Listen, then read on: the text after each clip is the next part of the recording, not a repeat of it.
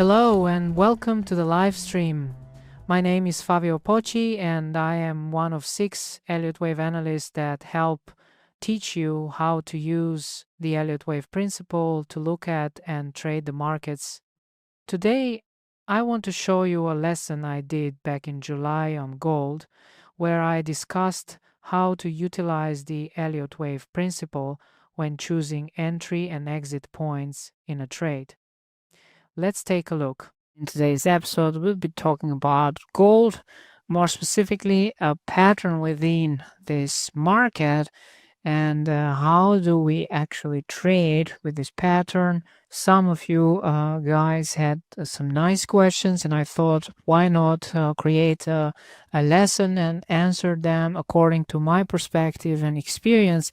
So thank you to Tobias and Kunal for asking some trading specific questions and which were mostly related to the trade management aspect, like when you are in a position because of a certain Elliott wave pattern, how do you react? Now, how do you identify minimum target, maximum target?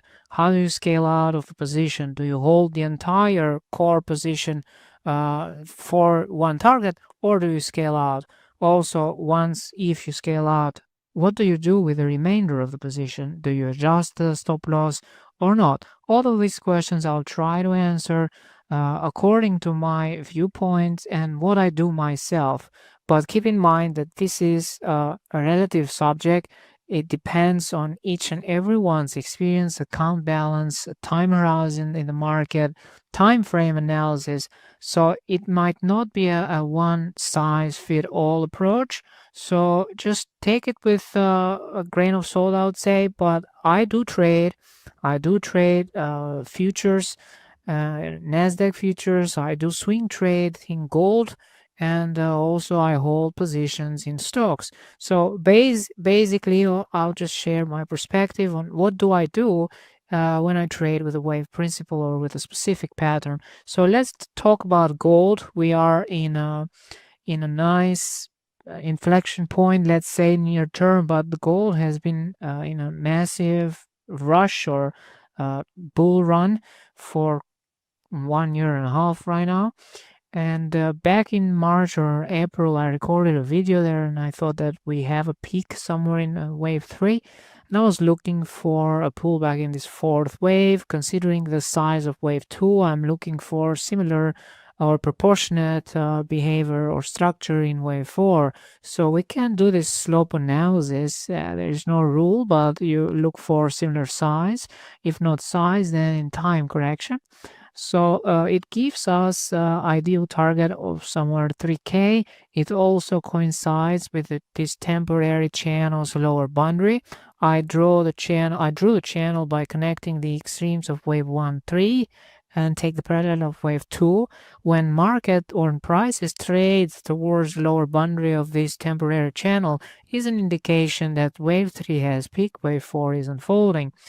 Failing to trade at the lower boundary or below the center line. So as you see right now, price is still holding above it's riding the center line. That's not a good sign for the still falling wave 4. I thought that this wave 4 will alternate with a sharp correction in wave 2. So through the guideline of alternation, we tend to limit down the possible scenarios that the market can unfold. So we know that wave 2 was sharp and wave 4 should be sideways, and it may contain a price extreme. If not a flat, then a triangle. I allowed the flat scenario to unfold, but somewhere in maybe last week of June or beginning of July, it was impossible to favor the flat. Why not? We will see shortly in the 4-hour time frame. Before I discuss about the trade management part, we need to generate context. Context is quite paramount when it comes to making the right trading investing decisions. If you get it wrong, probably we're going to get stopped out more often than not. So the context is we have a fourth wave pullback. We need that pullback towards the 3K range. If it's not, then my count is wrong. Maybe this wave 3 is still unfolding, and this was a lower degree third wave peak. So going back to, let's see here, going back to the flat pattern, I was favoring the count is adjusted, but I was favoring this was A of flat, B of flat, C of flat. But the market, when it went back here at this point, when it rallied back at this point, it invalidated my flat scenario expectations for wave 4. I was counting this as 1 2 1 2, and then this was wave 3 of 3 going down, so it needed to trade. It was looking nice, but then market reversed, left behind the corrective drop, which I count as a double zigzag. And then I thought, okay, potentially here we have a triangle scenario where wave 4 has morphed into a triangle. And as you see, we were trading sideways from that point onwards. Maybe I go back to the point of July 20th just to see. Yeah, let's go back to July 20th to see what was unfolding at that point. Yeah, we are here. So I wanted to favor that the triangle had ended, even though I have put a text here, a warning sign. That spike ruined the internals on the 1 hour. I was counting this as A, B, and C. It was a beautiful textbook. A, B, C. You have 5, complex down 3, 5 up here, pullback. So I thought that this was wave D, this was wave E. The triangle was done and the market was setting up for a rally. But we got news, we got CPI reading, and the market was a bit volatile at that moment. We got the spike up and then pull back down. Okay, I thought I don't have time here to look at the internals, but it's still contained within the boundaries of the trend lines. We are very close to the completion of this triangle, even though waves C, D, and E are so quick and small. But the price action is warning that a potential breakout is underway. So I want to take a chance. This, from a trading point of view, you have identified a nice looking pattern, Elliott Wave Triangle. It's one of the core patterns. And probably most of us get excited whenever the triangle is reaching the apex or the completion point, and we want to get in and try to get that explosive post-triangle thrust. So now it's the talking point. How do I position? Where do I put the stop loss based on the pattern? And what is my minimum target, maximum target? And how do I behave once I am in a trade? So at this point, when the market left behind a tradable low at this point here, I think we had a nice looking setup to take some risk. And the risk at this point from 33.50, I think I got it at 33.50, not at 45. So let's just put some notations here just to know where we may enter. So this could be our position long. Maybe I put a line. Yeah, this could be our position long trade, and stop loss, protective stop will be 1 point right below the working thesis here that wave 4 has terminated. So at 33.08, that's the first, that's your entry point, 33.50 or 45. And what is my target? Now, one of you had drawn the Fibonacci, some Fibonacci levels, 618 and 100. I am not sure how you drew that because you did not explain where it was coming from. What was the 618? Maybe it was the distance, the ratio between wave 5 and wave 1. This is one approach that we do. We take the Fibonacci relationship between the fifth wave and the first wave, and we look for 618 Fibonacci multiple. That is perfectly fine. And then the next one is 100 extension between 5 and 1. But this is a long-term pattern, so you have to go to the daily, and if this triangle has indeed completed here, and we are thrusting out. Well, this is a daily. Today is July 24th. Here I am a few days back because I want to show you what happens. But this is a breakout. I'm just going to let it run and then I will explain uh, what I did following the today's reaction in gold. Today is July 24th, Thursday, the time the video is recorded, and it will be posted. So as per my warning, that spike there made me question that maybe something wrong here, and could turn and later on could come back and bite me. But I need to take a chance. I need to take a position, and I did do so. I took a position right there. The market broke out. So to answer your questions, how do I position, or how do I target? I use the unit of risk. From a trading point of view, you need to measure first your risk that you're taking. So assuming that we entered at this point, how many points did you originally risk? So if we entered at 33.50 gold spot and with a stop at 33.08, let's say, 42 points of risk, then you're going to start calculating. Or what I do, you can just take this and maybe apply for your system, but 42 with the stop loss for 42 points risk, and my first target will be 1 unit of risk of target. So this is going to be your first target of profit, and then the second target I tend to use not units of risk, even though you can do that. But technically we talk like 1 hour, 2 hours, 3 hours, which are related to the unit of risk. So 3 units of risk, 2 units of risk, that's your profit. So if you want to keep it super simple, then just calculate it like that. 2R means 84 points profit. That's going to be your next. So with 42 points, 1R, 1 unit of risk will be my first scale out.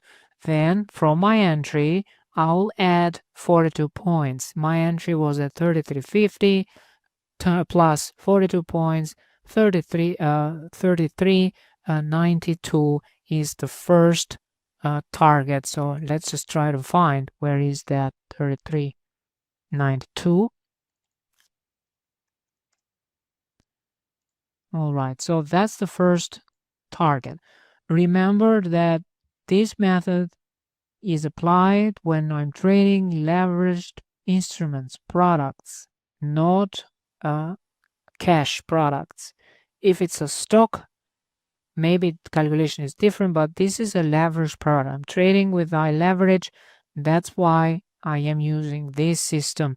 And if you're trading gold futures, I think you really need to apply the same techniques, because you can't hold futures overnight or multiple days. There's a huge amount of risk overnight. So that's different. Gold spot also comes with leverage. Unless you're trading a gold ETF, then by all means, don't focus on this technique. Just enter a gold ETF right here, put the stop loss at the low, hold for new highs, done and dusted. Simple. But when it comes to leveraged positions, then we have to apply a different technique. So this one way, that's the first target, and the second target will be the previous swing high. Since I'm working with a fifth wave position or expectation, I want the market to make new all-time highs. So I will locate the prior all-time high, and that's 3,500. And that's going to be my second target, where I want to scale out right above. There are stop losses resting above this high. So potentially the market, when it comes there, is going to hunt for liquidity and take those stops out. So my second target will be 3501. And I'm not going to think too much. This is a resting order, limit order waiting to be executed, hopefully. But as you see, the market had different plans, and the worry that I had apparently is coming back now, and uh, that probably was a corrective structure, and this is wave D, and wave E is still unfolding here. So wave 4 is still underway, and how do we count this rally? Well, the ABC was perfect, so we can still count it ABC, but it just doubled. So you have a double zigzag correction uh, for wave D, when a larger wave D unfolded. And now the wave E is coming back to my entry point. So once I scale out at 1 year of risk, 9 out of 10 times, my new stop loss will not be at the low here. It will go back here right at the above the entry, just 1 point above the entry, 1 tick, 1, 2 ticks, 3 ticks above the entry, just to cover the commission cost. So that's how I protect my position. In this case, we had a nice runner. It was a big move up, but unfortunately it was not sustained, and we are now testing back the prior trend line. Now, some of you may ask, why are you getting out of a position? This could be 1 and 2 or 5. Well, I'll show you in the 1 hour that I can't count this as 1 and 2. And I think this was a 7 swing rally, corrective rally, and the size of this drop could be a sign that wave E is still unfolding, or even worse, this could be wave C still unfolding. So I need to protect myself mentally, and that's why I'm increasing my stop loss to break even, slightly above break even, and this just now is presenting itself for another opportunity. So maybe I can just scratch this trade and close it, but at this point it's fine. Maybe the market can survive, who knows. But this was the 1 hour time frame prior. So previously, we were counting the post-trend thrust here, 1, 2, 1, 2, very nice, third wave rally, fourth wave, another surge, perfect. And then I was expecting a fourth wave pullback, but look at today's depth of this retracement is way below expected zone. We took out the previous low in this wave 4. That's not a healthy pullback. This is not a fourth wave pullback. So we left behind 1, 2, 3, 4, 5, 6, 7 swings, and that's a corrective structure. So this idea of a post-triangle thrust already being underway is negated, and that's why I am now adjusting to this being wave D right here, double zigzag, and wave E is currently unfolding, which should be a simple double zigzag as well, but it has a limited downside right here at 32.46. I'm going to apply the Fibonacci multiples between C and A and try to identify a target for this wave E. So it looks like minimum target will be 33.12, which coincides with this low here. The market can revisit that area before we get the completion of this triangle wave 4. And I'm not going to buy there right away. I'm not going to have a resting order. I need to see proof, because this could be wave C still unfolding. This was part of wave C, and we can drop farther. But until then, I'm just going to treat this as wave E unfolding. But this is how you manage a position with the core Elliott wave pattern. The pattern was a triangle. How do we trade triangles? We wait for the completion of wave E. We position for the post-triangle thrust. And since the triangle is still falling right now, we want this to end somewhere here. But keep in mind that looking at the weekly log scale, this is still quite a small corrective phase. That's another warning, second warning here, that the right look guideline is telling us to observe for proportionate behavior between corrective structures So especially between 4 and 2, maybe this could be a small wave 4 within the still unfolding blue wave 3. But anyhow, it's something else to keep in mind. Near term, I am still monitoring here for the wave E development, and I want to stay long gold whenever we get the selling phase subdued. But in a nutshell, what did we do? We had a potential completed pattern. We engaged, we entered a position, identified the stop loss, our risk. Now, based on our unit of risk, so one unit of risk is going to be your stop loss. For terminology, let's say your first TP,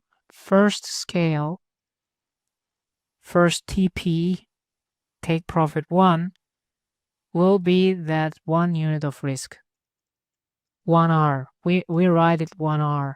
So at that point, you take 1R, 1 position out, depending how you have entered the position. But if you're trading gold futures or gold spot through leverage, then you take 50% or 30% of position. I usually take a 30% out and keep the rest going. So at 1R, 1 risk at this point was 42 points. You're going to measure it from your entry point and you're going to get that hard target and put the resting order and let the market do its thing. Luckily, it will get triggered, so you can create a cushion, a buffer, a profit in your account to give you some confidence and confidence so you can keep the rest of the position. And then once first scale out at TP1, 1 unit of risk, if TP1 is hit, then adjust stop to break even. This may sound like common sense, but if you're already applying the same system, that's great. Some of you maybe are not applying the same, but this is what I do. Whenever my first take profit target is triggered, then I just stop loss to break even. There are many times when the market comes back and takes me out. That's what happens with liquidity hunts. It happens quite frequently, especially whenever we engage with leveraged products. If you are trading an ETF, just keep the stop loss where your Elliott wave count is wrong, and that would mean keeping the stop loss right here with the original trade. But I would not be comfortable considering the size of this pullback, so probably the market will come back here, hunt the stops underneath, and then finish this wave E, and then go up.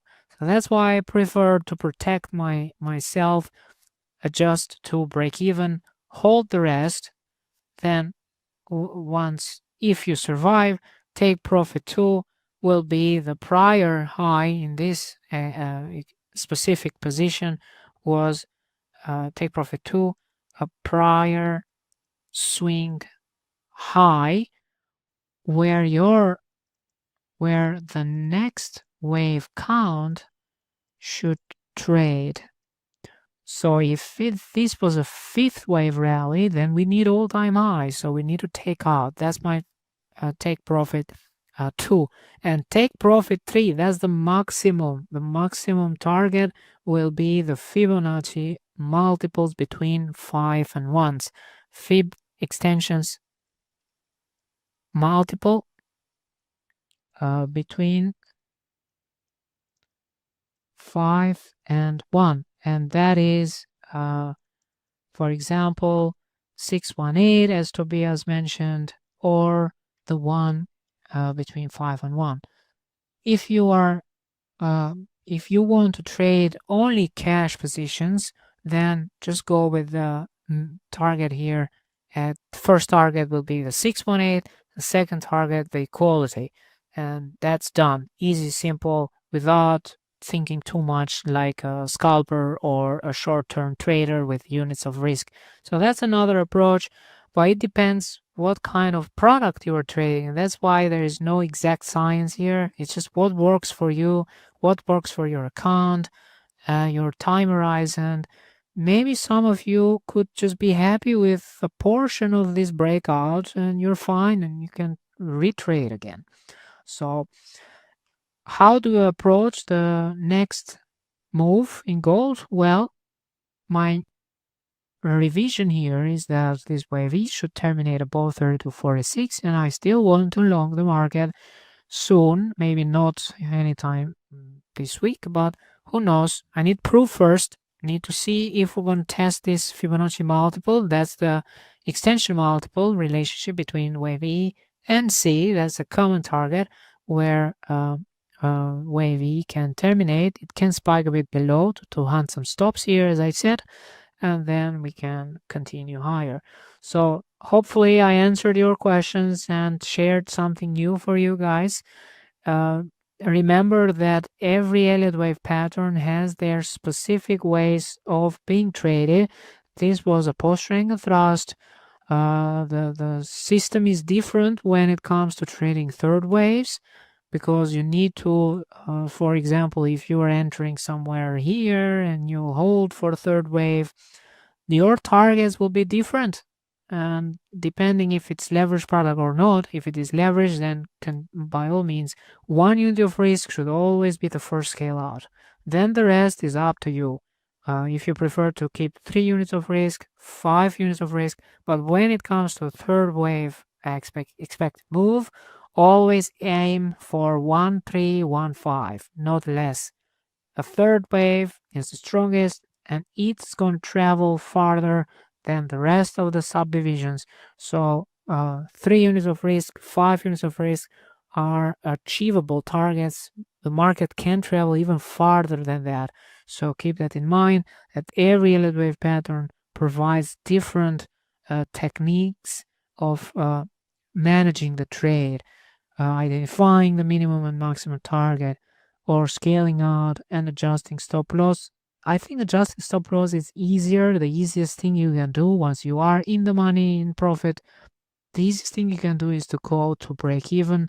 Once you get 1 unit of risk sealed, then go to a break even, protect yourself, or it depends, but put the stop loss where your Elliott wave count will be dismissed and negated. I'll wrap it up here. If you have further questions, you're always welcome to email us. We'll be in touch again in the next video lesson. Thank you again for watching. I am one of 6 different instructors that teaches how to utilize the Elliott Wave Principle in trading across the markets. If you'd like to get lessons like this 3 times a week, click the link below this video or go to elliottwave.com. Thank you for watching.